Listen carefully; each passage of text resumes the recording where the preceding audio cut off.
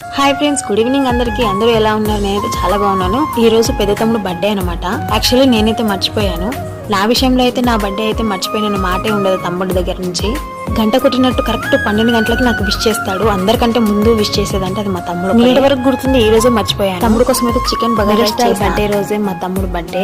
అంతటి గొప్పవాడు కావాలని మనస్ఫూర్తిగా కోరుకుంటున్నా.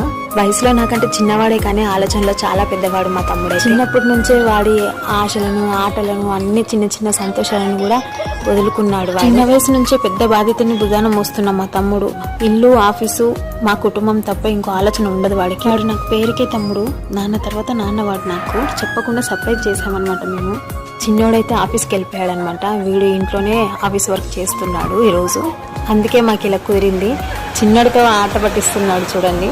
మన తరపున ఏదైనా ఇవ్వగలము అంటే అది కడుపు నిండా వండి పెట్టడమే. నాకు తెలిసింది ఏదో చిన్నగా ఇలా, అంతే. Boy friends.